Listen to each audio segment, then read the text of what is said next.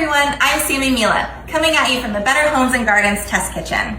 I am here today to talk to you about cheese boards and how much I love them and how perfect they are for every occasion. Here are a few tips and my way of building them. Once I've picked my board, I like to start with my cheeses. I like to cut them up or have a spreader available just to make them easier to eat. After the cheeses have landed, I like to squeeze in my little dishes of dips and accompaniments. I always do the dishes second because these are a lot easier to lift and move than the cheeses are.